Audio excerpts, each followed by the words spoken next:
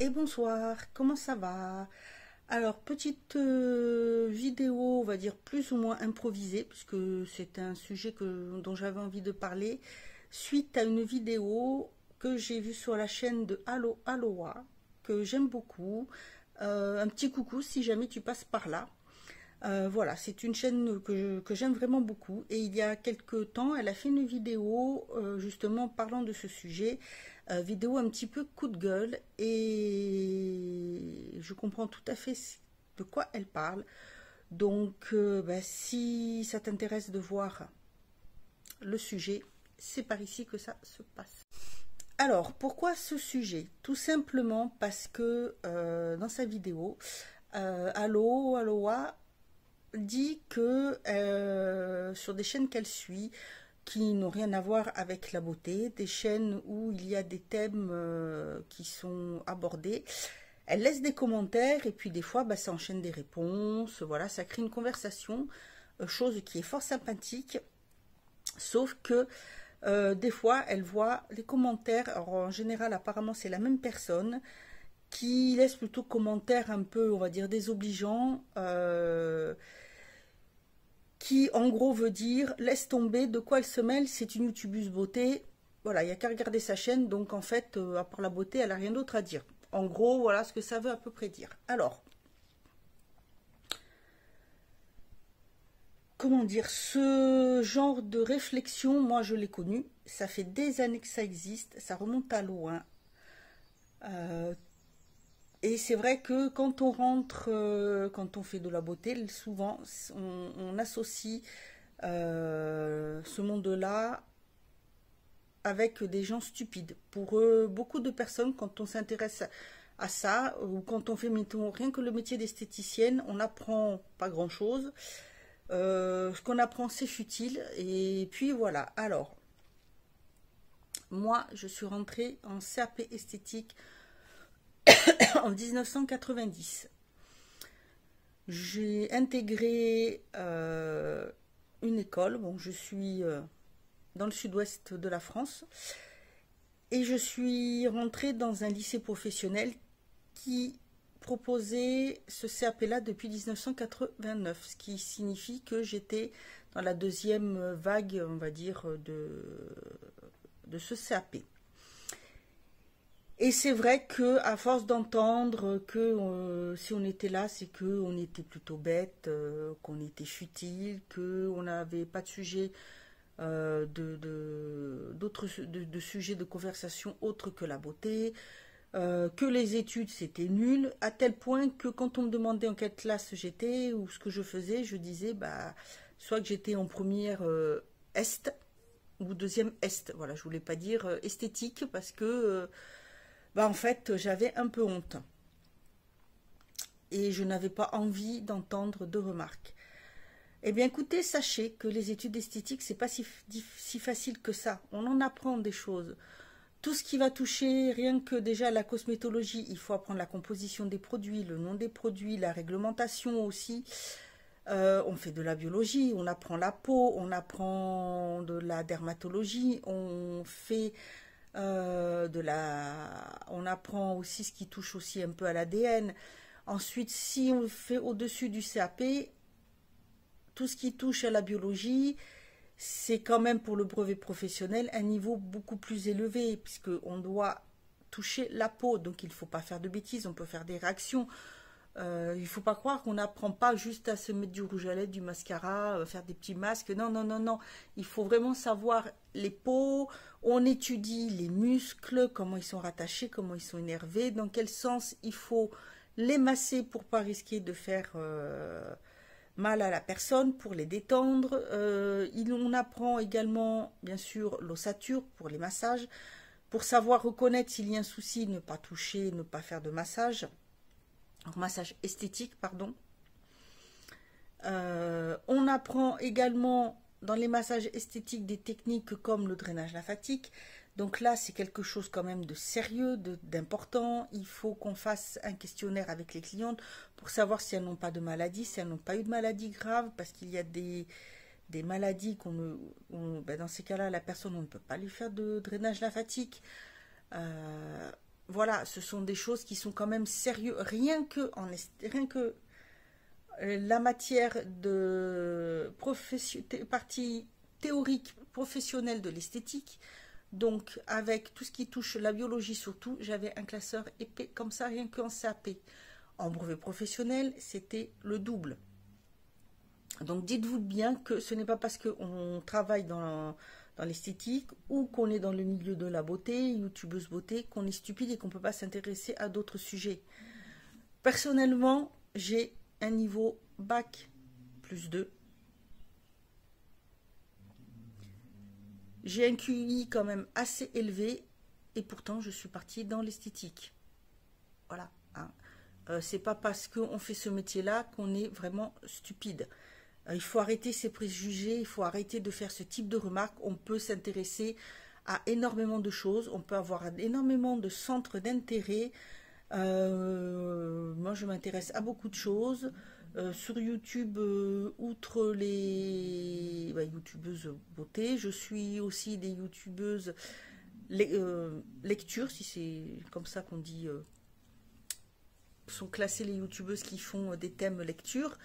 Mais sinon, après, surtout plus après sur Instagram, il y a de la beauté, il y a du professionnel, mais il y a aussi des créatrices. Donc, moi, j'aime beaucoup tout ce qui est manuel. Tout ce qui touche à la décoration, c'est pareil. Je suis beaucoup de comptes sur la décoration. Je suis des comptes sur les voyages. Je suis des comptes lecture. Des comptes bricolage, parce qu'il y a décoration et il y a bricolage, mais après je m'intéresse à beaucoup d'autres sujets, je lis beaucoup, je lis beaucoup sur l'histoire également, je ne lis pas que des romans qui parlent beauté ou qui sont, comme on peut dire, cucul à praline, pas du tout. C'est tout ce qui va être roman policier, ce qui va toucher à l'histoire surtout de l'Égypte. Je vais m'intéresser aussi à la mécanique. Et oui, je suis une fille, mais je vais m'intéresser à la mécanique. D'ailleurs, pendant mes études, j'ai fait de l'électricité et de la menuiserie. Voilà. Hein. Donc, je ne vois pas pourquoi, étant youtubeuse beauté, on n'aurait pas le droit de suivre des comptes qui vont parler de la vie, de sujets plus actualité, on va dire. Et surtout, pourquoi est-ce qu'on n'aurait pas le droit de commenter, de donner son avis? Franchement, il faut arrêter là. Arrêter de juger et de porter ce type d'avis qui n'est vraiment pas réel. Heureusement, parce que vous vous rendez compte un petit peu, si on disait n'importe quoi et que ben, je sais pas, mais on va nous écouter, on va nous donner des conseils, on va donner des conseils comme ça, voilà, sans savoir quel est le type de peau, si on peut utiliser ce produit sur ce type de peau, si on peut l'utiliser puis après l'eau au soleil, et qu'on va suivre notre conseil, et puis que, ben, je sais pas, moi, une personne va se dire, oh bah tiens, j'ai vu qu'elle disait que la vitamine C, c'était bien dans les produits pour faire les soins. Je vais l'utiliser. Puis après, bah tiens, je vais m'exposer au soleil. Oui, bien sûr, pas de souci. À tes risques et périls. Hein. Mais bon, ce genre de personne qui va donner ce genre de conseils, non. Non. On sait quand même un minimum de quoi on parle. Et encore plus si on a fait un métier qui a un rapport avec l'esthétique. Donc, il faut vraiment arrêter d'avoir ce genre de préjugés. Les youtubeuses beauté ne sont pas stupides. Et après, il ne faut pas nous associer aux personnes de la télé-réalité qui se mettent à faire de la beauté, à donner des conseils, comme il y a eu il y a quelques années de ça. Tout ça parce que, ça y est, je suis connue. Je peux dire, il faut utiliser ceci comme ça, ce matériel comme ça. Faire appliquer ce produit sur la peau. Non, il faut arrêter. Maintenant, ça ne fonctionne plus comme ça, heureusement. Heureusement. Donc, voilà, j'avais envie de parler de ce petit sujet. C'est pas une vidéo qui va être longue. C'est vraiment un sujet que je trouve qui peut être intéressant. parce que voilà, il y a vraiment beaucoup trop de remarques euh, et de préjugés sur ce monde-là. Alors certes, c'est vrai que ça peut passer pour de la futilité, parce qu'on peut se dire oui, c'est pas utile, à quoi ça sert, à rien. Bah si, ça peut servir à beaucoup. Moi, je peux vous dire que dans l'esthétique, il y a un métier qui est socio-esthéticienne. Et pour être socio-esthéticienne, on fait bien sûr de l'esthétique. On apprend la beauté, on apprend le maquillage, on apprend à se mettre en valeur. Mais tout ça, après, c'est pour travailler auprès de personnes malades, auprès de personnes qui ont eu des cancers, qui ont des cancers et qui ont besoin de se sentir bien dans leur peau, de se sentir belles. Et je peux vous dire que leur montrer comment redessiner leurs sourcils ou tout simplement les remplir s'ils en ont si ces personnes n'en ont presque plus, comment oser quand même utiliser des produits bien sûr adaptés par rapport au traitement qu'elles vont devoir utiliser, qu'elles peuvent quand même se mettre un peu de blush pour se donner bonne mine, un peu de rouge à lèvres. Et bien ça c'est bon pour leur morale, et quelque chose qui est bon pour le moral, c'est très important. Ça évite de sombrer dans la dépression, ça évite de déprimer, ça évite de perdre espoir, ça évite de se laisser aller, et tout ça c'est très très important. Donc arrêtez avec ce préjugé. Franchement, ça devient lamentable, surtout à notre époque, on est en 2022, et franchement non. J'ai connu des personnes ayant un cancer. Quand j'avais mon entreprise, j'allais voir une dame qui était régulièrement hospitalisée parce que elle avait dû être amputée d'une jambe. Et c'était douloureux pour elle. Rien que le fait d'y aller, de lui faire une petite épilation des sourcils, du dessus de la lèvre, lui faire une petite pose de vernis, ou tout simplement juste lui mettre une petite touche, voilà, si elle avait envie, en plus, une petite touche de blush, une petite touche de rouge à lèvres, je peux vous dire que de suite, elle avait un petit sourire, tout de suite, on s'occupait d'elle, elle savait qu'elle pouvait rester femme. Non pas que parce qu'on ne se maquille pas, on n'est pas femme, mais c'est une petite attention qui touche la personne et qui lui fait du bien. On peut apporter quand même du bien par ce biais-là. C'est pas parce qu'on se maquille que on va être factice, on va être fausse, on va être non. Moi, voilà, je me présente devant vous, j'ai pas de maquillage. Il y a des jours je me maquille pas, des jours je me maquille plus légèrement. Des fois, je vais avoir envie, je vais faire quelque chose de plus sophistiqué. Des fois, je vais me dire oh bah tiens mince, j'ai des marques, j'ai ou une petite rougeur ou un petit bouton ou toutes mes vénules qui sont sorties. Je veux les camoufler. Puis des fois, je m'en fous. Voilà, je vais faire juste quelque chose de léger. Il m'est arrivé d'aller faire mes courses en ayant l'air hyper fatigué, en ayant des cernes de fatigue. Jusqu'ici, là, creusé comme ça, ben, tant pis, on peut me regarder de travers parce que j'ai l'air comment dire, d'une serpillière toute froissée. Je m'en fous. Maintenant, je m'en fous. Voilà,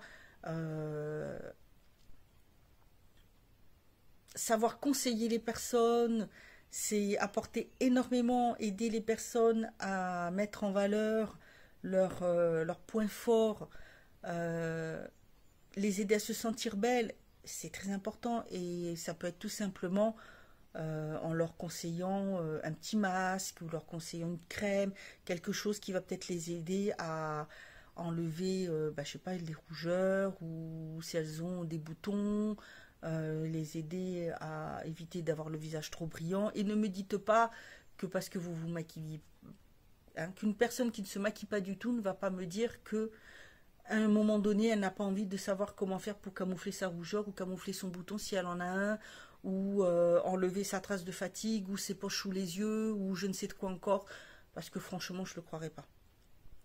Je ne le croirais pas tout simplement parce que je vais avoir 48 ans, donc j'ai vécu des choses, j'ai,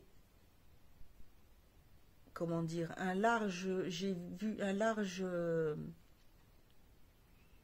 comment dire, éventail de personnes différentes à tout âge. J'ai eu des personnes qui disaient après le maquillage, je me maquille pas, hein. Et puis maintenant, avec l'âge, elle voudrait savoir comment faire parce que elles ont l'air trop fatiguées, elles sont trop marquées par les rides, les ridules, et elles se maquillent pas. Donc franchement, non, non, non, non.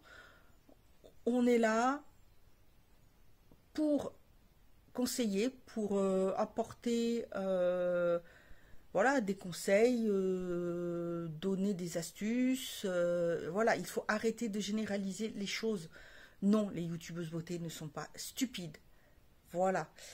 Donc je vais arrêter là. C'était juste pour parler un petit peu de ce petit sujet. Je vous mettrai ici, je vais vous mettre la chaîne de Allo Aloha si vous voulez aller voir, n'hésitez pas. C'est quelqu'un de naturel, vraiment c'est très sympathique et c'est très agréable à regarder ce qu'elle fait. Voilà, si vous voulez commenter, commentez, mais si c'est pour laisser un message désobligeant, passez votre chemin. Voilà. Écoutez, c'est tout. Moi je vous laisse, je vous dis peut-être à bientôt pour une autre vidéo et en attendant, prenez bien soin de vous.